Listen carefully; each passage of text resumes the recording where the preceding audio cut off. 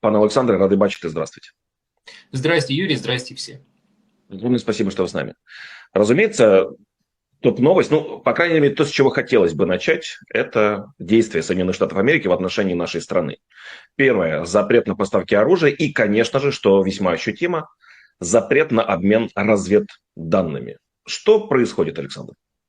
Происходит то, что вот мы буквально сегодня это узнали, что американцы, американская администрация перестала предупреждать Соединенные Штаты Украину, украинские вооруженные силы, украинскую разведку о готовящихся ударах российских дронов и российских ракет. Более я вам скажу, Юр, довольно сенсационную информацию. Администрация Трампа загодя сказала Владимиру Путину и его администрации в Кремле, что они будут прекращать обмен разведданными и поставку Украине систем вооружения. Чем дали Владимиру Путину возможность подготовиться, насобирать достаточное количество сил и средств, систем вооружений, накопить дроны, накопить ракеты. Что происходит сейчас? Дональд Трамп фактически Владимиру Путину показал зеленый свет. Он дал ему зеленый свет. Бомбить массированно украинские города.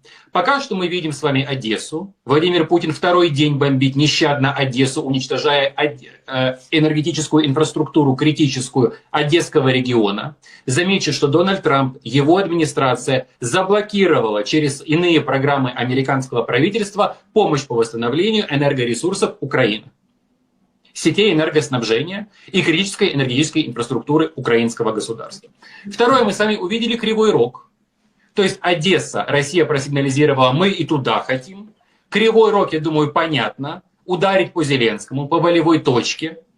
Гостиница в Кривом Роге, 4 погибших, свыше 30 уже раненых. Людей до сих пор разбирают завалы, до сих пор ищут людей. До сих пор оказывают помощь, до сих пор спасают тяжело раненых. Но более, Юр, я думаю, что Дональд Трамп Владимиру Путину дал зеленый свет нещадно бомбить Киев. И я думаю, что Владимир Путин сейчас прощупывает, готов ли действительно Дональд Трамп, прощупывает, может ли он это все сделать, Путин, я имею в виду, и его войска, прощупывает какие-то болевые пороги, красные черты, но я думаю, что Путин готовится наносить удары по Киеву. Недавно Дональд Трамп сказал, еще до встречи с Зеленским, что Владимир Путин, как он выразился, употреблял свои возможности в отношении Киева всего лишь на 20%, а не на 100%. Это и был призыв к Путину: а ну-ка давай, Володя, постарайся, мы должны поставить раком Украину, мы должны нагнуть Зеленского, мы должны нагнуть украинский народ. И решить вопрос на двоих. Так что все, что мы видим в исполнении Трампа и его администрации сейчас, это не негодование. Это не ужас, который Дональд Трамп испытал после встречи в овальном кабинете с Владимиром Зеленским. Это не последствия. Это заготовленное предупреждение Путину. Это возможность Путину, это зеленый свет бить по территории Украины. И есть еще одна информация. Эту информацию еще нужно проверить. Но во всяком случае уже из нескольких источников, вот конкретно я знаю, что есть и люди, которые тоже это знают, что якобы на столе у Владимира Путина теперь, после всех этих, зехеров Дональда Трампа, есть в очередной раз план Блицкриг в отношении Украины. Мол, Генштаб, представители Генштаба Российской Федерации все это дело Путину на стол положили. Я предполагаю, что у Путина всегда был в ящичке его стола очередной план Блицкриг. И никуда он не девался после провала в 2022 году. Никуда он не девался. Но я думаю, что Владимир Путин уже держит руку на этом плане Блицкриг. И я думаю, что Владимир Путин этот план Блицкриг куда-то уже кладет подле себя. Потому что сейчас для него ситуация складывается очень и очень хорошо. Америка сворачивается, Путин при этом ничего не делает, от него ничего не требуют. Нагибают, или точнее пытаются нагнуть только Украину, нас. Ограничивают возможности оборонные и атакующие украинского государства и вооруженных сил Украины. Я боюсь, что именно сейчас Владимир Путин может задействовать своего карманного Александра Лукашенко в Беларуси и воспользоваться белорусской территорией. Вот это для меня то, зачем мы должны внимательно смотреть, обращать внимание, потому что я не исключаю, что сейчас Владимир Путин войдет враж и снова попытается перебросить какие-то свои войска или использовать территорию Беларуси или даже белорусскую армию, чего, кстати, не хочет Лукашенко. И последнее его заявление, я имею в виду Лукашенко, явно свидетельствует о том, что Лукашенко не хочет усугубления ситуации, обострения ситуации, нахождения российских войск на его территории. И я имею в виду заявление Лукашенко, что Зеленского не надо нагибать, с Зеленским нужно договариваться, Дональд. Пожалуйста, давайте вести переговоры с Зеленским. Лукашенко страшно не хочет, чтобы Путин вновь с его территории влез в войну, потому что не знает, чем это уже обернется непосредственно для него. Может быть и концом белорусского государства, и концом самого Лукашенко. В особенности, если тот откажет. И даже если не откажет, конец Лукашенко тоже неизбежен при таком сценарии. Поэтому ситуация не аховая, не патовая, она сложная. Переговоры, как мы знаем, идут. Мы знаем, что это был пробник в январе месяце. Это уже второй раз, когда американцы блокируют на самом деле за этот год поставку в Украину систем вооружения. Я не знаю, касалось ли это разведданных, но это второй уже раз за год, с начала года, когда американцы это блокируют. Первый раз из-за минеральной сделки, второй раз сейчас. Цель одна – додавить и додушить. Но я думаю, что у них это не получится, это уже не получается, как мы видим. Задача Дональда Трампа. Чего он хочет? Чего он хочет добиться? Юрий, я сейчас скажу вещи, мне кажется, сенсационные, мне кажется, очень важные. Те вещи, о которых мы не говорим и о которых мало кто знает. Первое. Решение о прекращении поставок в Украину систем вооружения американского оружия планировалось Трампом загодя. Решение было принято за несколько дней до поездки Зеленского в овальный кабинет. Те люди из американской администрации, которые предупреждали Зеленского, я думаю, это был генерал Келлог и еще ряд людей, не ехать в Вашингтон на встречу с Трампом в овальный кабинет, знали, что готовится провокация. Знали, что, вероятнее всего, решение Трампом принято. Найдены люди в Госдепартаменте, в других структурах, которые все уже подписали, письма не отправили, все заблокировали, все процедуры сорваны были. И то, что мы увидели в овальном кабинете в исполнении и Джей Ди Венса, и Дональда Трампа, это было все разыграно по нотам. Это была провокация в адрес Зеленского, в адрес Украины. А решение о прекращении любой помощи и поддержки Украины, в первую очередь военной поддержки, было принято за несколько дней до посещения Владимиром Зеленским Вашингтона, Белого дома, овального кабинета. А дальше. Кто заказывал всю эту провокацию? Кто заказывал весь этот кошмар, который мы увидели, позорище, которое мы увидели в исполнении Трампа и Венса? Я предполагаю, что это было несколько людей. Первый, скорее всего, Илон Маск, потому что Джей Ди Венс находится, простите, на подсосе у Илона Маска. Да. Маск его напрямую финансирует. Это его кандидат, кандидат его и его друга Тиля, еще одного американского миллиардера, технократа. Второй человек – это старший сын Дональда Трампа, Дональд Трамп старший. Буквально давеча он ходил на интервью, подкаст американский, довольно известный, где он сказал следующую фразу. Надо было изначально, практически дословная цитата, надо было изначально становиться союзниками России, а не Украины. И это России надо было поставлять американское оружие, а не украинскому государству. Сказал старший сын Дональда Трампа. Это довольно интересная история. Мы сейчас видим, на самом деле, Юр, то, чего мы раньше не видели еще в исполнении Соединенных Штатов Америки. Мы знаем, что от Путина главный в переговорах – это его семья, его дочери. Кирилл Дмитриев, главный переговорщик в делегации российской, это муж лучшей подруги младшей дочери Владимира Путина. Так. Но Кирилл Дмитриев, кстати, ко всему прочему еще, и человек, который является куратором условного ЧВК, скрытого, тайного, который охраняет Путина, и условной разведки тайной Владимира Путина. Я сейчас не смеюсь, это не шутки. Его визави в США Эрик Принц, создатель ЧВК Blackwater, приближенный человек Дональду Трампу младшему, старшему сыну Дональда Трампа. Именно этот человек свел Кириллова с сыном Дональда Трампа сейчас во время нынешних переговоров и, кстати, до. Потому что Кирилл Дмитриев знаком с семьей Трампа и с сыновьями Трампа, начиная с 16-17 года. Кто не знал, вот в тех гостиницах перед выборами 16 года, скандальных, помните, когда был первый импичмент Трампа, когда нашли российский след? В этих гостиницах, помимо детей Трампа и родственников Трампа, и российских дипломатов, сидел еще и Кирилл Дмитриев. Ох, как неожиданно-то. Которого сейчас Путин поставил главой главой в делегации.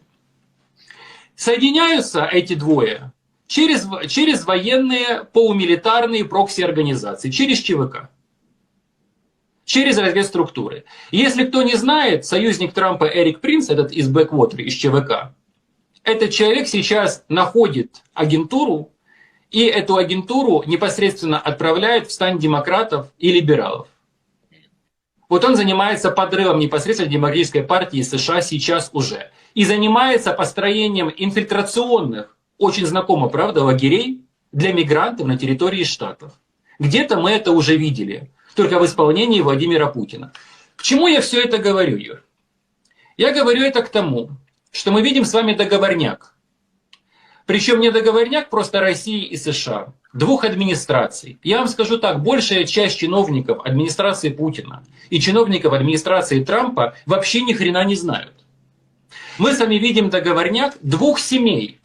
Семьи Владимира Путина, где главные теперь его дочери, которые советуют папе и которые назначают папе своих людей, и Кирилла Дмитриева, и министра обороны Белоусова, и, кстати, главного по оборонке теперь на всю Россию охранника Дюмина, которому недавно еще прочили место преемника Владимира Путина. Все это люди дочерей Владимира Путина. С другой стороны, мы видим договорничок со стороны семьи Трампа, конкретно его сыновей, конкретно старшего сына Дональда Трампа, на которого он сейчас очень сильно полагается, потому что именно этот сын активно помогал отцу и поддерживал Трампа во время избирательной кампании. И именно через этого сына Илон Маск изначально заходил и заводил своих людей, потому что Джей Ди Венс – это креатура, если кто не знает, не только Маска, но и старшего сына Трампа. Поэтому сейчас мы видим договорняк семьи Путина и семьи Трампа. Нет никакого договорняка России и США. Нет никакого договорняка Кремля и Белого дома. Нет никакого договорняка между глубинным государством Америки и глубинным государством России. Есть договорняк между одним кланом под названием «Семья Путина» и другим кланом под названием «Семья Трампа», во что Трамп собирается превратить всю Америку в клан, в семью. В исполнении России мы это уже видели, когда был Ельцин, Валя Таня. Сейчас это дети Путина. А вот в исполнении Штатов мы подобного еще не видели, невзирая на то, что, конечно же, всегда и жены, и родственники влияли. Но такого еще не было, чтобы с ногами и с руками залезли и сели на голову всему американскому народу, всему глубинному государству, всем партиям и всем политическим и неполитическим силам.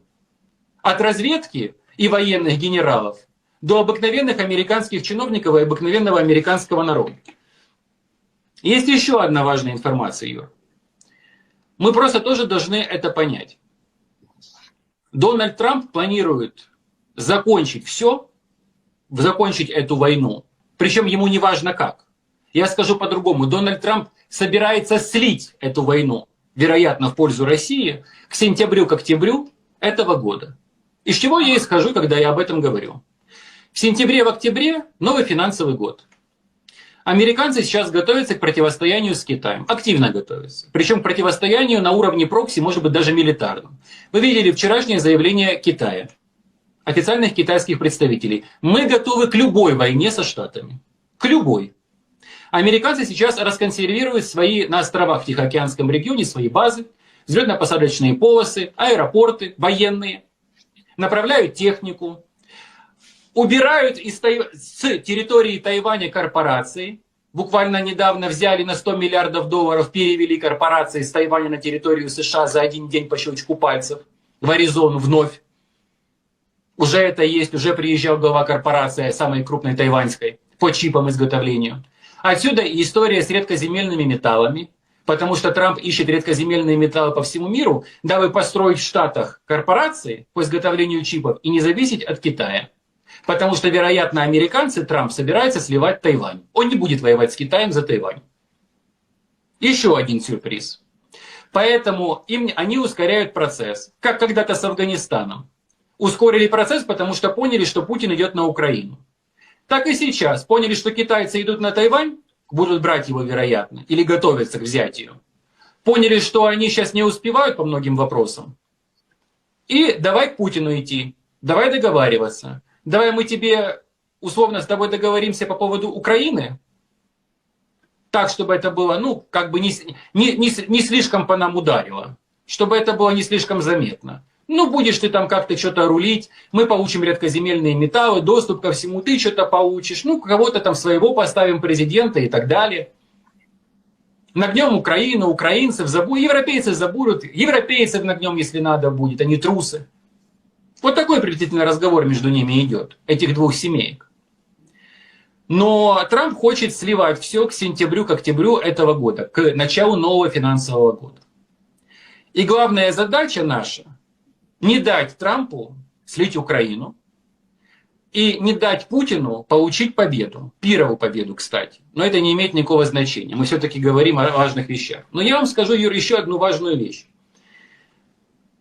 В Кремле разочарованы тем, что произошло в овальном кабинете. Так. Разочарованы? Они разочарованы.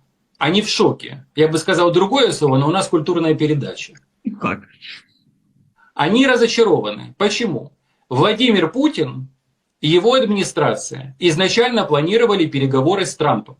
Они подгоняли. Вся эта огромная спецоперация, которая началась, я неустанно это повторяю, с отмывания Фогеля. Потом, после того, как они вытащили нового спецпосланника в Москву, убрали Келлога, организовали звонок Трампа и Путина, потом Эр-Рияд, они остановились в Стамбуле. Вот сегодня назначен посол Дарчиев, но ничего не разморожено, ничего не расконсервировано. Консульства стоят российские в Штатах заморожены, дипмиссии не работают, количество персонала минимально. В Стамбуле не договорились, 6 часов болтали, не договорились.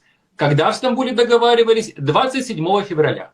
Когда произошел скандал с Зеленским? 28 февраля. Почему произошел скандал с Зеленским и провокация, загодя спланированная Трампом, его детьми и его командой? По одной простой причине. Они поняли, что с Путиным они не могут договориться. Путин требует от них только одного – прогнуть Украину. Ну, всего-навсего, правда? Осуществить ультиматум Путина, прогнуть Украину и прогнуть Зеленского. Поэтому Трамп взялся за Зеленского, за Украину. А почему россияне разочарованы? Объясняю в Кремле. Потому что теперь не может быть встречи Путина и Трампа. Ведь на что они рассчитывали? Что приедет Зеленский, на него выльют ушат этого дерьма, он молча послушает, подпишет сделку, согласится и уедет. Юр, а теперь я говорю еще одно очень важное. Когда Владимир Зеленский приехал в овальный кабинет в Белый дом, его изначально команда Трампа продавливала на сделку и на ускорение переговоров с Путиным, причем на отказ от территорий, на отказ от НАТО, на возвращение российского влияния, короче, на весь ультиматум Владимира Путина. Отсюда и весь этот скандал возник. Они думали с ним договариваться не только о минералах, они думали с ним договариваться о том, чтобы тот сказал: хорошо, я согласен, начинайте переговоры с Путиным, мы ускоряем процесс. Зеленский не прогнулся. Когда нам пытаются показать, что все произошло, потому что Зеленский там вспылил, или они поругались, или вот как-то так нескладно все получилось, это все дерьмо. Ребят, на самом деле, мы увидели просто картинку, готовую. Хорошее ТВ-шоу, как сказал Трамп после окончания этого всего кошмара. 28 февраля в овальном кабинете. А на самом деле у нас было всего два варианта. Или проглотить дерьмо, или нас возьмут как собаку непослушную, пса, и воткнут мордой в чужую мочу, в чужую лужу, причем кровавую. Или не дать обтекать себе. Или показать, что мы, на самом деле, у нас есть какое-то чувство гордости, и мы, черт подери, 3 года, уже 4-й пошел, выдерживаем весь этот кошмар. У нас другого варианта не было. У нас был вариант или сорвать провокацию, войдя исключительно вот в такой конфликт, или проглотить все. А Путин недоволен, потому что Зеленский заблокировал сейчас своим поведением, своей реакцией любые переговоры Трампа и Путина. Во-первых, вот представьте себе, а в связи с чем сейчас россияне и американцы встретятся? На чем будет базироваться встреча Трампа и Путина? Что они будут подписывать? О чем они договорятся? А где Украина? А можно ли договориться об Украине без Зеленского, без украинцев, без европейцев теперь уже? Ведь по большому счету после демарша Зеленского мы понимаем прекрасно, что Трамп не может теперь исключать Европу из переговорного процесса. И Путин ее не может исключать. То есть после того, что произошло в Белом доме, Путин получил огромный минус, огромную оплеуху, плевок. И Трамп теперь эту историю исправить не может. И постепенно, я думаю, что он будет сдавать назад. Хочет он того или не хочет. Но если, Александр, у нас не было другого сценария, и все произошло так, как произошло, тогда скажите, пожалуйста, не является ли некими индикаторами того, что если Зеленский не прогнулся, значит, его нужно убрать? Вот сегодня, например, издание «Политику» о чем пишет? О том, что представители команды Трампа ведут некие тайные переговоры, некие консультации с различными украинскими политиками. Издание «Политику» пишет о команде Порошенко и о команде Тимошенко. Другие СМИ, уже, наверное, и не могу сказать, что они украинские, давайте так. Другие СМИ сообщают о том, что... Да нет, про российские давайте назовем. Про российские СМИ, да, что мы тут скрываем? Про российские СМИ откровенно пишут о том, что ставка делается и переговоры проводятся с Залужным, с Будановым, Арахамию почему-то сюда приплели, не знаю, кстати, почему. Можете разъяснить нам, пожалуйста, как это правильно понимать, да, что происходит? Является ли это, кстати, сговором в том числе? Я просто хочу напомнить всем, что Трамп говорил про 4% у Зеленского. Я хочу напомнить, что массированная информационная атака была на украинскую власть, когда, после скандала в Белом доме, когда говорили, что нам нужен договороспособный человек. Плюс в Кремле, я напоминаю, Путин о чем бесконечно говорит. Мы с вами, кстати, в прошлом эфире это обсуждали, да? Ни рейтинга нет, проиграет, Залужный победит и так далее. Объясните нам всем, пожалуйста, что происходит. Объясняю. Когда Зеленский летел в Вашингтон, Путин проводил заседание коллегии ФСБ Российской Федерации. Да. Я смотрел открытую часть этого заседания. Не всегда это интересно. Так вот, во время заседания коллегии ФСБ Путин сказал, это практически дословная цитата, «Мы должны помешать, и это ваша задача, мы должны помешать любому противлению сближения России и США, и всех людей, которые мешают сближению России и США, в особенности по разрешению войны, он ее называет конфликтом, в Украине, убрать».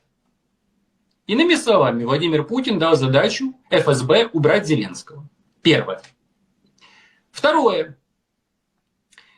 Мы видим, что Дональд Трамп подыгрывает здесь Владимиру Путину, и что они спелись, что они, вероятно, согласны с тем, что они будут пытаться убрать Владимира Зеленского. И Трамп тоже хочет убрать Зеленского, и Путин хочет убрать Зеленского. Второй момент. Третий момент.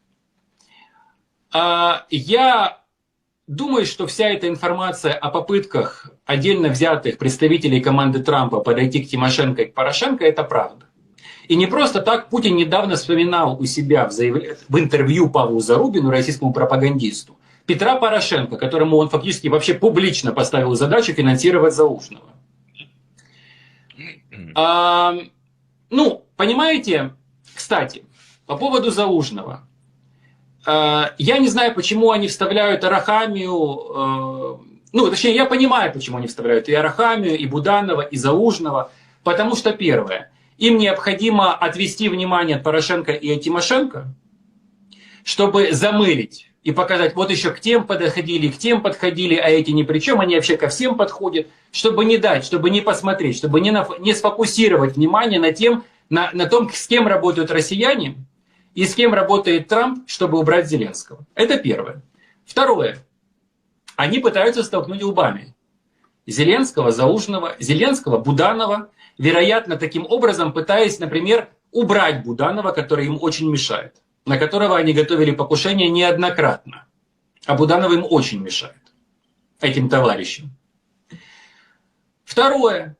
Они, конечно же, хотят уничтожения карьеры Залужного в том числе. Но больше они хотят уничтожения карьеры Зеленского и самого Зеленского как такового, как явления, которое им мешает, в принципе, начиная с 2019 года и заканчивая сегодняшним днем. Но я вам скажу, Юра, одну важную вещь, которую многие пропустили. Валерий Залужный, перед тем, как Зеленский летел в Вашингтон, встретился с королем Чарльзом III, с которым потом встречался Зеленский. Они провели с ним целый день, ходили в реабилитационный центр, прогуливались. Это было довольно редкое явление, чтобы целый король Соединенного Королевства принимал какого-то бы посла и с ним целый день гулял. Как мне рассказывают, что после этой прогулки Залужный принял для себя окончательное решение поддержать Зеленского. И черт подери, когда я увидел Залужного и Зеленского, когда самолет Зеленского прибыл в Лондон 29 февраля, там по этой картинке считывалось все. Что эти двое просто готовы драть и Путина, и Трампа, и всех на свете. И они прекрасно понимают, сейчас все прекрасно понимают в Украине, что мы находимся в очень турбулентной критической ситуации, где нас бьют с двух сторон, и у нас нет другого выхода, кроме как снова-таки выживать.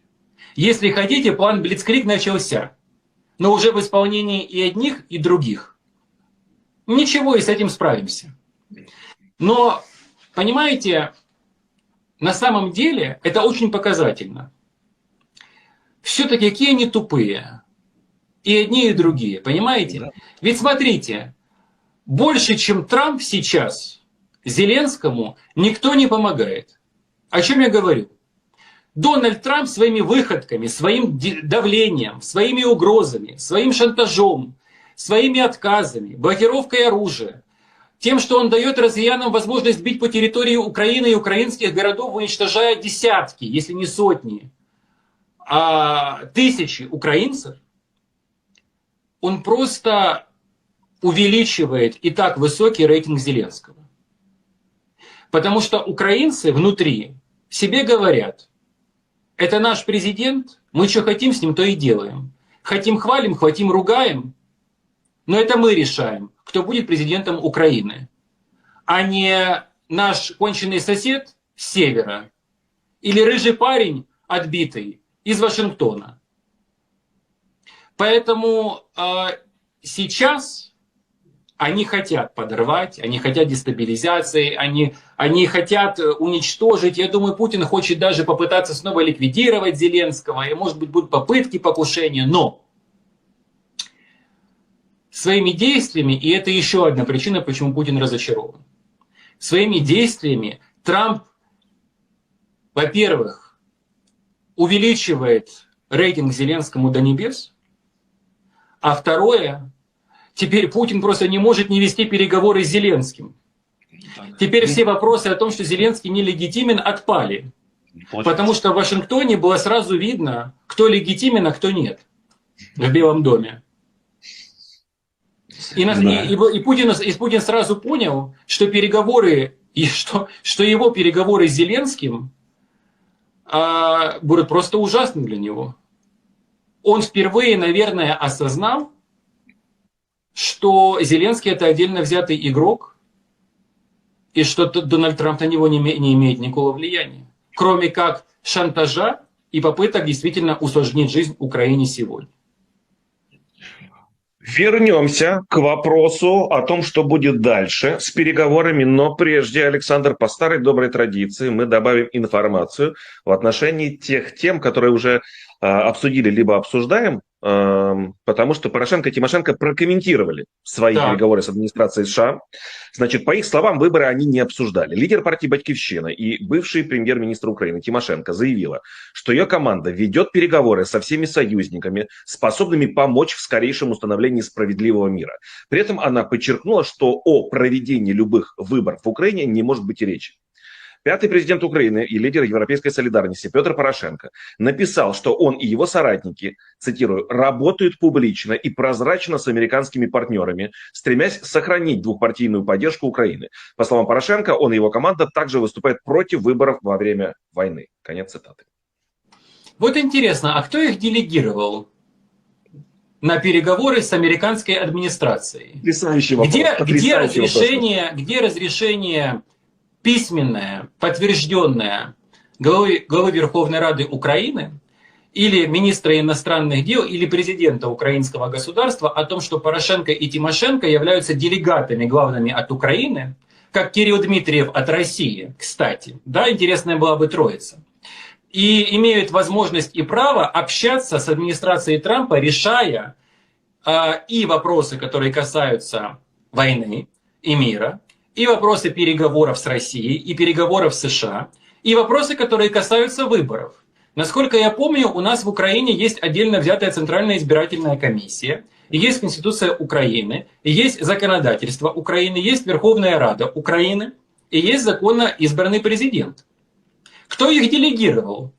Вот они только что признали, что они вели переговоры. Ну хорошо, они против выборов. Зафиксируем. Зафиксируем, что они против выборов. Я, кстати, надеюсь, что украинская элита, невзирая на то, что некоторые очень хотят проведения выборов в Украине уже сейчас, уже сегодня, в этот момент все-таки сплотится снова, потому что сейчас точно ситуация такая, что мы можем столкнуться в ближайшие недели, в ближайшие месяцы. Вот судьба Украины решается, Юр, на этой и на следующей неделе. В ближайшие 2 недели будет решаться судьба Украины.